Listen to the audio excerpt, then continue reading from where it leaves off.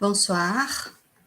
Et je voudrais au départ vous remercier d'être ici, de participer à ce webinaire, qui c'est une initiative de l'Association des professeurs de français de Santa Catarina, au Brésil. Avant de commencer, je voudrais vous demander si vous avez quelques questions à poser aux présentateurs. Vous pouvez les écrire sur le chat, ok? Et à la fin, Wesley va les répondre. Et par rapport les certificats de participation, si vous êtes membre d'une association des professeurs de français au Brésil et que votre cotisation est à jour, si vous n'avez pas rempli le formulaire d'inscription à ce webinaire, il suffit de nous envoyer simplement un mail. Après, je vais écrire sur le chat les mails de l'association. Et vous écrivez votre prénom, votre nom et votre CPF. Ça va. Et on va vous envoyer votre certificat. Alors, aujourd'hui, c'est Wesley Aquino qui va présenter les thèmes Entre la peste d'Albert Camus et les rhinocéros d'Eugène Ionesco, réflexion sur l'actualité de deux œuvres au monde du Covid-19. Alors, je vous parle un petit peu sur Wesley. Il est étudiant à l'Université fédérale de Sergipe. Depuis son adolescence, il s'intéresse à la littérature et à la philosophie française. Pendant sa licence en lettres portugais et français, il a eu l'occasion d'étudier la littérature de Eugène Ionesco et la philosophie de Sartre. Alors, il a décidé de présenter ce webinaire parce qu'il croit que la littérature offre échappatoire à nos angoisses. Des œuvres comme La peste et Le rhinocéros dialoguent avec leur temps et aussi avec le nôtre. Elles révèlent les limites de la condition humaine. Il écrit aussi des textes littéraires comme la poésie et la chronique. Alors, je passe la parole à Wesley. Merci de votre participation, Wesley. Merci, Bianca. Bonsoir à tous et à toutes. Je vous remercie tout d'abord d'être avec nous. Je suis Wesley Aquino. Je suis élève à l'Office. L'Office est une université située dans le nord-est du Brésil. Et aujourd'hui, je vais partager quelques réflexions sur la peste et sur les rhinocéros. Il s'agit de des œuvres littéraires qui dialoguent beaucoup de choses à notre temps et à d'autres temps aussi, surtout les temps du passé, de la Deuxième Guerre mondiale. Il y a un dialogue universel. C'est la capacité du texte littéraire, de beaucoup d'ouvrages, de communiquer une universalité à beaucoup de temps.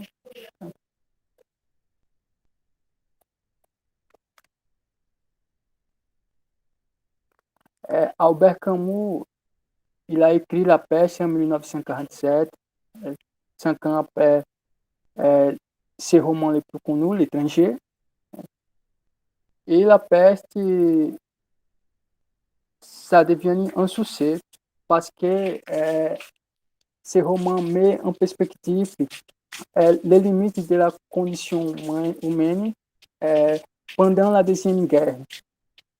Et quand la Deuxième Guerre a fini, beaucoup de Français, des Européens et d'autres peuples s'intéressent, le lecteur en général s'intéresse à la lecture des romans sur cette période de la Deuxième Guerre mondiale.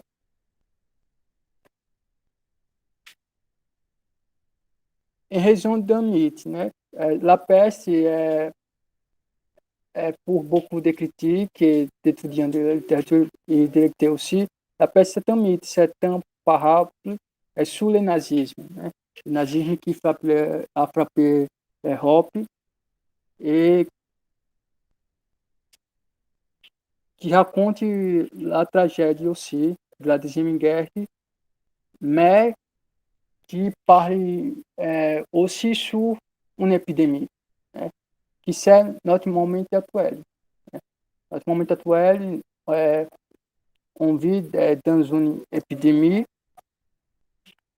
et on peut voir et sentir aussi beaucoup de choses. Né? On vit des situations limites qui n'existent pas dans le temps normal.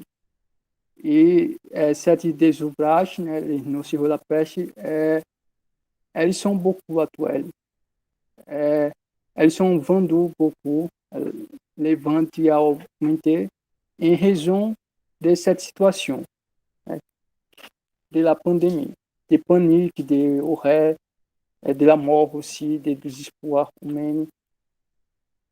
Au début de son roman, Albert Camus, il raconte un peu une ville d'Algérie, et c'est Oran. Né? Oran c'est une ville très commune, né? Comme beaucoup de villes dans le Brésil et d'autres pays, né? Où, comme l'auteur dit, à première vue, Oran en effet une ville ordinaire et rien de plus qu'une préfecture française de la côte algérienne. À la cité elle-même, on doit l'avouer, elle est d'aspect tranquille. Il faut quelque temps pour apercevoir ce qui la rend différente de temps et autres villes commerçantes, surtout les latitudes. Comment faire imaginer, par exemple, une ville sans pigeons, sans arbres et sans jardin, où l'on ne rencontre ni bâtiment d'elle, ni fracement de fer, un lienette pour tout dire. On voit que les romans, où la personne, les narrateurs, les romans racontés en forme de chronique. C'est perceptible. À tout moment, il y a une chronique sur l'arrivée et la fin de la peste. Et Albert Camus continue. Malgré ces bels exemples, on parle beaucoup en ville de cette histoire de ratos. C'est une épidémie surtout de ratos. Né? Les journaux s'en est mêlé, la chronique locale, d'habitude était variée, est maintenant occupée tout entière pour une campagne contre la municipalité. Nos édiles se sont-ils avisés do danger que pouvait présenter les cadavres pour défier de se ronger. Le directeur de l'hôtel ne peut plus parler d'une chose, mais c'est aussi qu'il est véché. Découvrir dans la censée d'un hôtel honorable lui paraît inconcevable. Pour le consoler, je lui dis, mais tout le monde en est là. Au début, les rats ont commencé à mourir em razão da epidemia. Depuis, d'autres personnages, les personnages les plus principaux et les personnages secondaires vont aussi mourir comme dans la pandémie du coronavirus, par exemple. E ce qui est très intéressant de remarquer, c'est que ni les narrateurs, ni les personnages, ni d'autres gens à l'époque savent la raison, né, de cet événement, la raison de la mort, de la peste, de tout espoir en général. Quelques ans après, Albert Camus, dans une lettre à Roland Barthes, il va parler, né, il va affirmer une hypothèse que de Roland Barthes et d'autres critiques que c'est la peste, c'est une allégorie au nazisme. À Canton, il y avait 70 ans, 40 000 rats étaient morts de la peste avant que les flots s'intéressent aux habitants. Mais en 1861, on n'avait pas les moyens de compter les rats. Cette passage c'est très important parce que il parle beaucoup sur l'épidémie du roman et d'autres épidémies qui a frappé Oran, né? E d'autres épidémies aussi qui a frappé d'autres lieux. Mais à Oran, il y avait trois ou des épidémies. E le plus intéressant, c'est que l'auteur, il remarque dans les romans qu'il n'avait pas les moyens de compter les rats. Né? On peut penser aujourd'hui, il y a des moyens, il y a des chaînes, il y a beaucoup des outils de communication pour enregistrer la mort. Né? Mais en d'autres moments de l'histoire, il n'y avait. E ça nous met dans une situation de désespoir. Parce qu'à tout le temps, vient une image à notre trame, à notre tête, sur la mort. Tous les jours, beaucoup de gens parlaient au début de la pandémie. Tous les jours, les journaux transmettent, ils parlent sur la mort, sur le coronavirus. Seulement existe ça. Eles ne transmettent autre chose. Il n'y avait plus de personnes qui mouraient d'autres choses. Et parce que c'est en ce moment spécial, on a beaucoup de outils pour résister. Et avant-hier, non.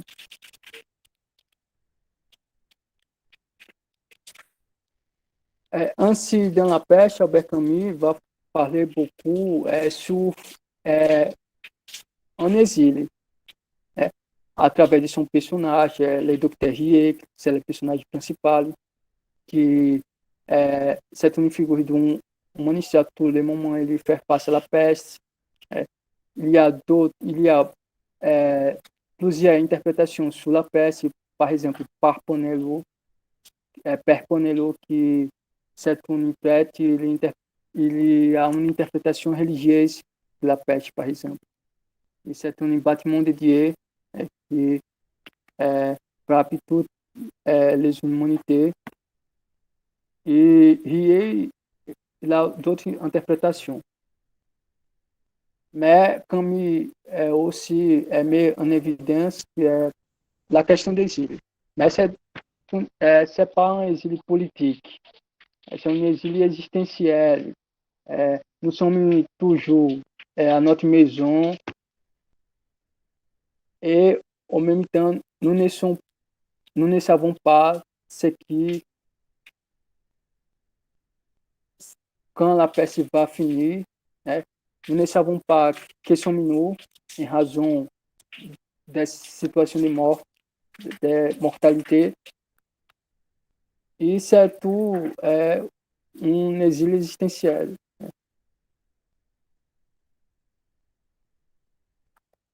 Dans ce article qui est Génocide et peste, Ionesco passe au totalitarisme,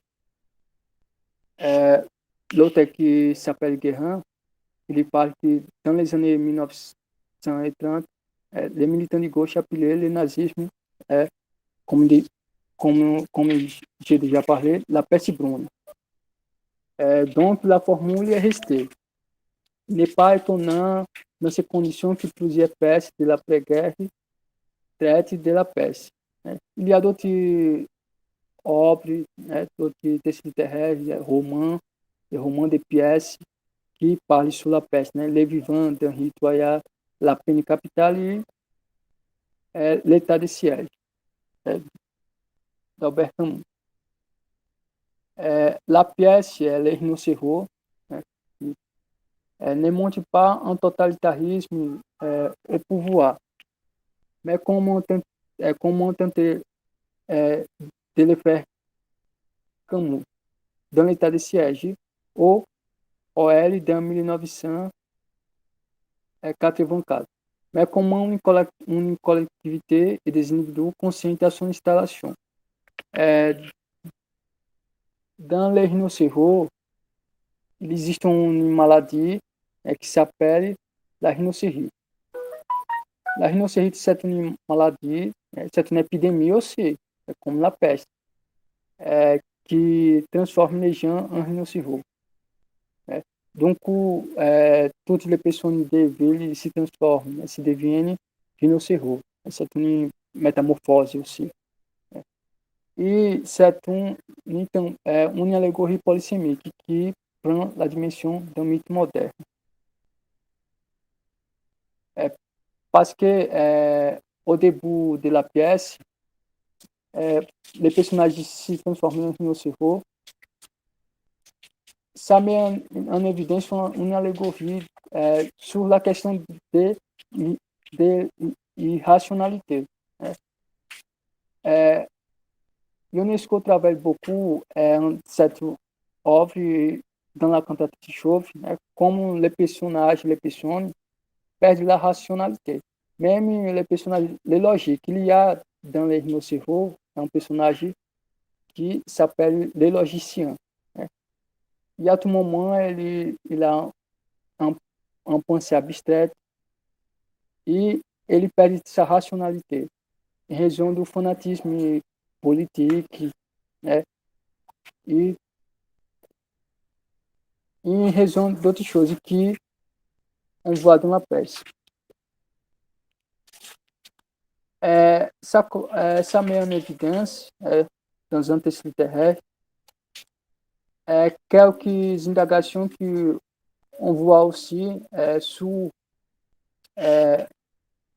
une œuvre de Hannah Arendt, Les origens do totalitarisme, Ashma Jerusalém. Essa tem um rapport sur la banalité du mal. Hannah Arendt, elle parle beaucoup, dans son rapport sur la banalité du mal. Elle raconte un jugement de Eichmann. Eichmann, il était un fonctionnaire naziste et il pratiquait ce qui on appelle la solution finale. Ça consiste en tuer les juifs. Il était l'homme qui a tué les juifs.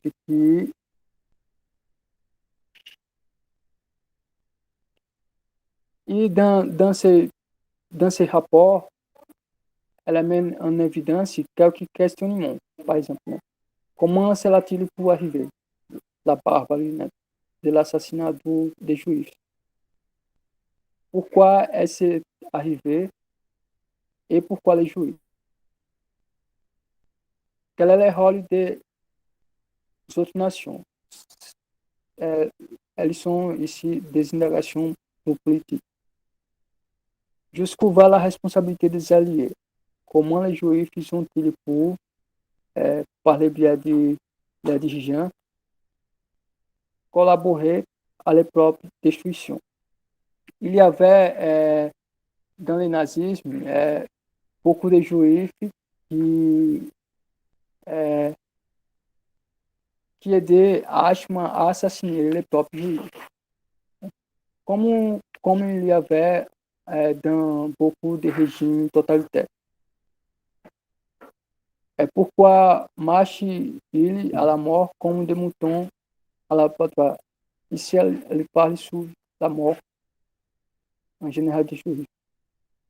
E um conceito intéressant de remarquer, c'est de la banalité du mal.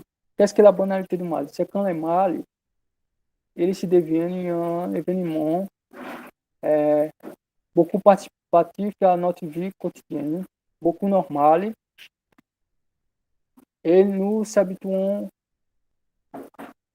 à cette banalité. E dans l'épidémie, on a vu beaucoup de discours, des actions que on peut comparer, on peut voir lié à la pratique quotidienne la question de la banalité du mal.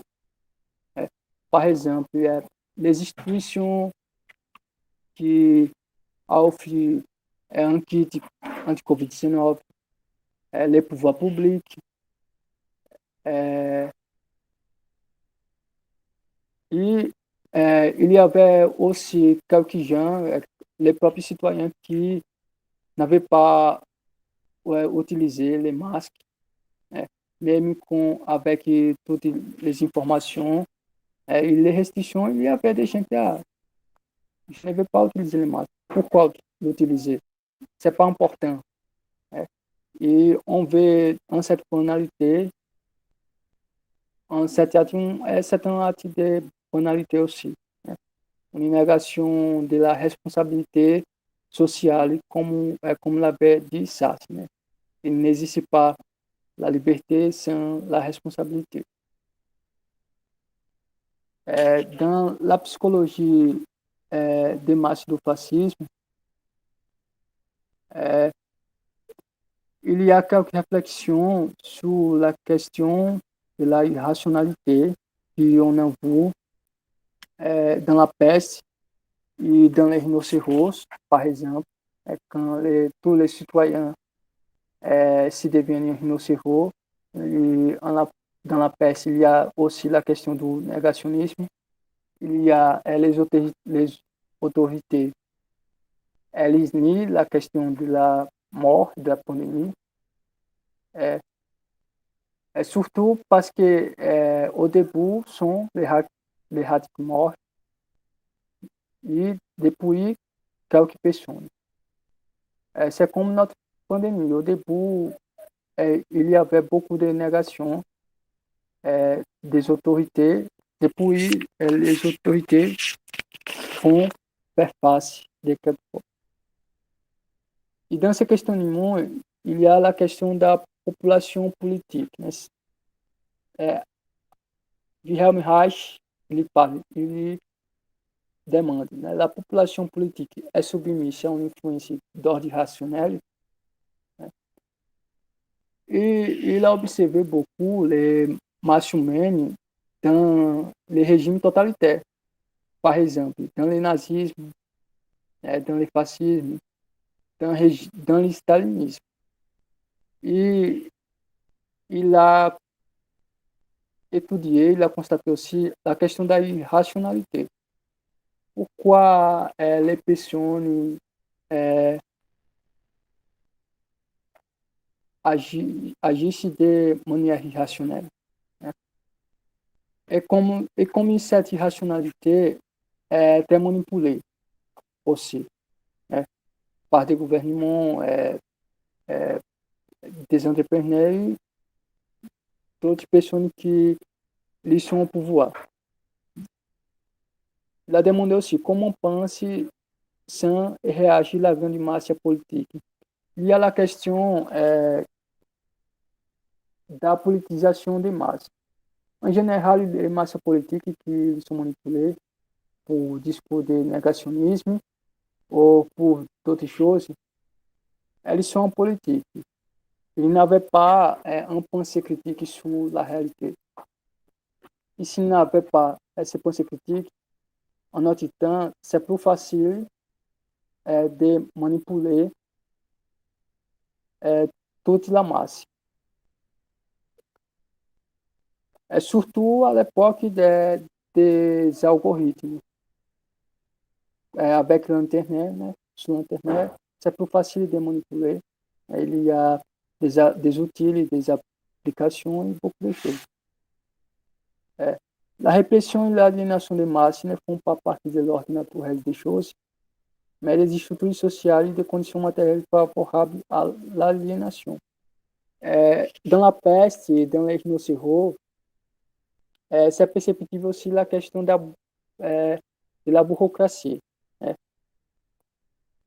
Comme la bureaucratie réagit à la question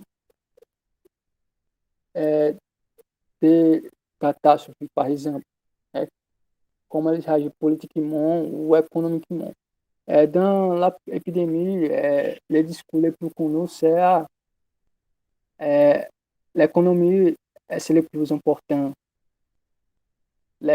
on va sauver l'économie, mais même quand beaucoup de gens, né, tombent. Les masses peuvent être façonnées inconsciemment en étant incapables de s'adapter à la réalité. Et dans les rhinocéros, même les personnages les plus intellectuels, ils, ils vont tomber malades. E tous les personnages se deviennent un rhinocéros. Les rhinocéros représentent une bête féroce. Et c'est une allégorie, comme j'ai déjà parlé, sur la perte de la rationalité.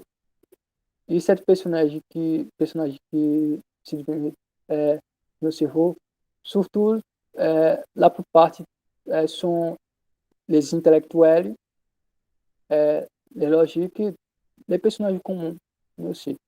Et aujourd'hui, avec l'Internet, avec des applications, avec, on peut dire, des algorithmes, c'est plus facile de manipuler beaucoup de gens.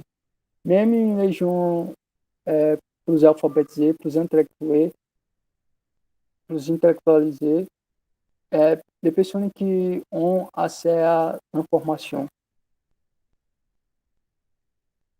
E Reich parle aussi sur les redes sociaux.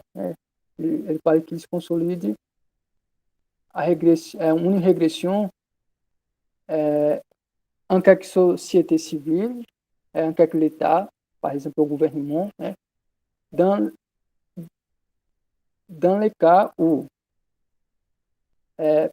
présente la régression comme un progrès.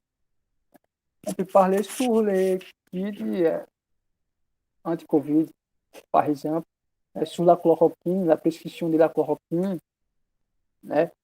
Ele, ele, ele existe aussi, mais il y avait aussi la propagande, la prescrição massive, né? Em raison do pouvoir économique, parce que le pouvoir économique a besoin do travail de ses ouvriers. E mesmo malade, eles pensam tout d'abord au lucro. Ela se proclama les notícias do mundo. Et troisième, né? Fuziler ce qui vous rappelle vos devoirs. Ele parle sur le nazisme, mais on avoue qu'il y a des conflits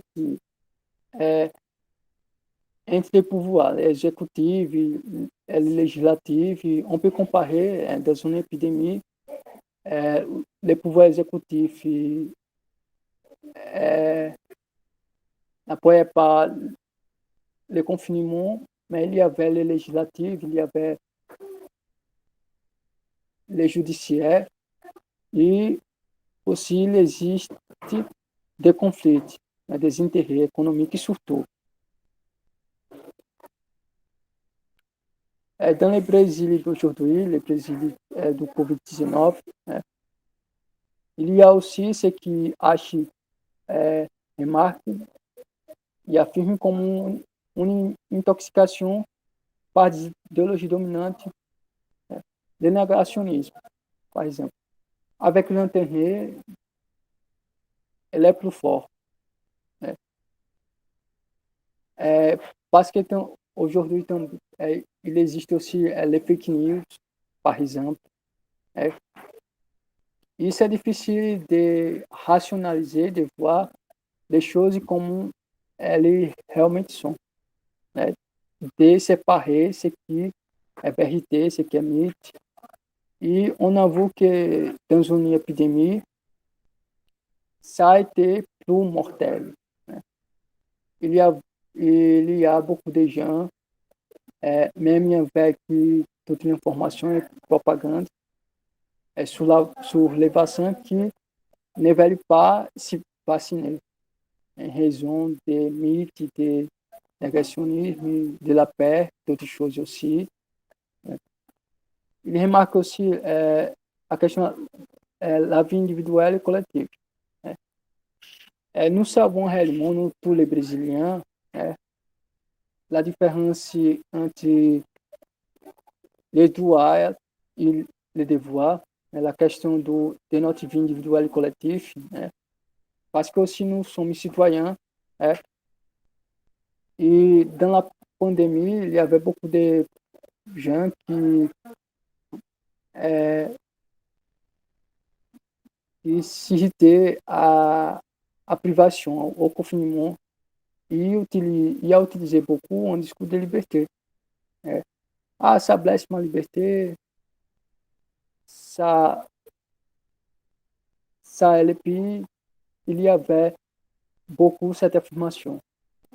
Je pense que on a une difficulté aussi beaucoup. Il y a beaucoup de gens qui ont des difficultés à différencier la question do ato, la question du devoir civique, des limites, surtout en situation de calamité, comme cette situation de la COVID-19.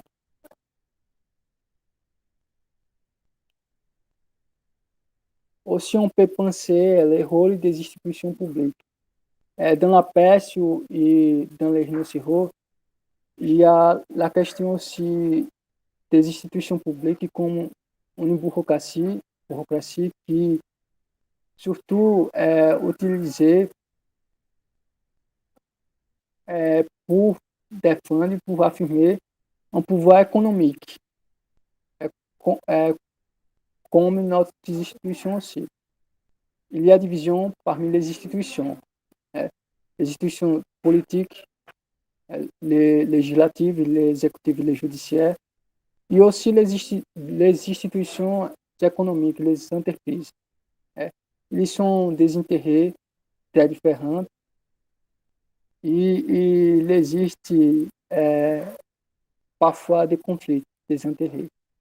Et en situation de la pandémie, on a vu que c'est beaucoup mortel parce que si il n'existe pas un état civil, un état de droit qui défend les droits de survivance dos citoyen, les próprios citoyens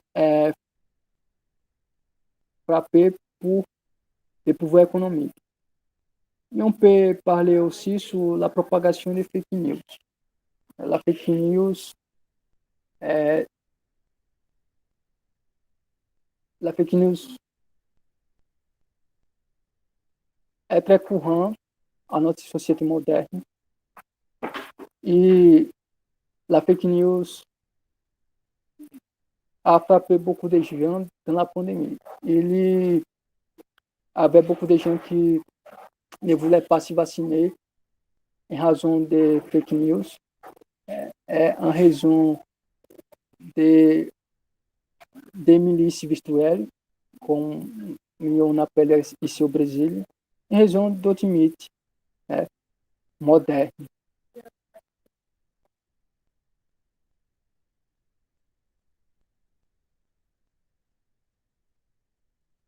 C'est tout, j'ai fini. Elles sont des petites réflexions sur le texte. Je vous remercie à tous.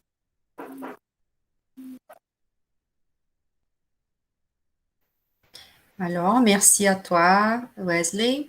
Et si vous avez des questions, vous pouvez, comme nous sommes peu, vous pouvez peut-être ouvrir votre micro et parler directement, ou si vous voulez, vous pouvez le mettre sur le chat, comme vous voulez. Et pendant que vous faites cela, Wesley, je vais vous poser une question. En fait, c'est une question personnelle dans le sens de ce que tu penses.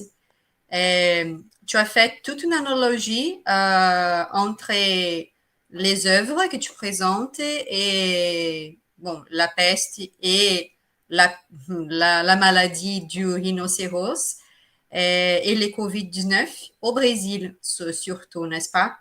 Mais je vous demande si tu penses que ce phénomène de négationnisme et tout ce que tu as dit par rapport au Covid, c'est un phénomène spécifique du Brésil ou tu penses que c'est mondial?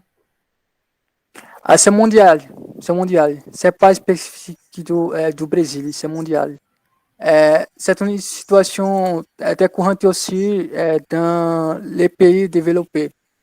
Parce qu'on pense parfois que c'est une situation des, des pays les plus démunis, mais on peut voir dans d'autres pays. Il y a d'autres moments de l'histoire aussi. Dans la peste brune même, à Moyen Âge, il y avait du négationnisme. C'est pas un phénomène moderne, mais avec notre capacité d'information plus vite, né, et d'actualisation aussi, on peut voir les choses en masse, plus vite, mais il toujours existé. D'accord, merci Wesley. Quelqu'un a d'autres questions? Je regarde le chat. On attend un petit peu. Si vous voulez, vous pouvez ouvrir votre micro, ça va sans problème. Sinon, je remarque par rapport aux certifications de participation, de ceux de vous qui êtes des membres d'une association des professeurs de français, si vous êtes à jour dans votre cotisation, et vous pouvez nous envoyer un mail. Je vais le mettre ici sur le chat. Et seulement avec votre prénom, votre nom et votre CPF. Et on va vous envoyer les certificats, ça va? Ok, c'est correct.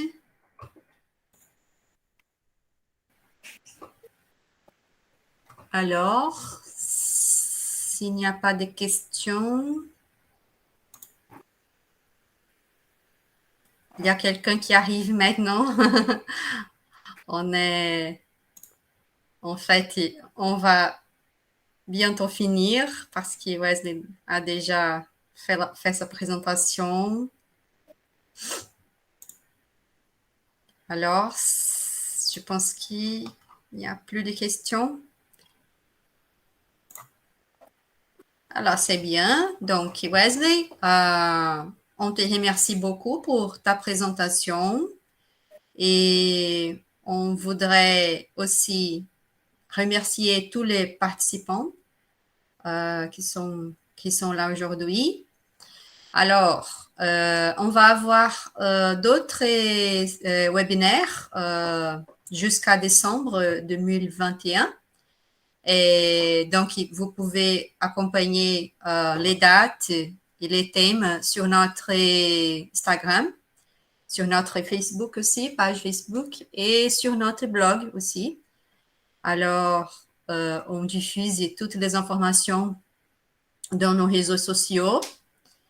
Et alors, on va vous orienter comment vous inscrire pour les prochains webinaires, ça va? Et c'est ça. Merci beaucoup. Je vous souhaite une bonne soirée. Merci à tous et à toutes, en fait. Et à la prochaine. Merci, bonne soirée à tous. À la prochaine.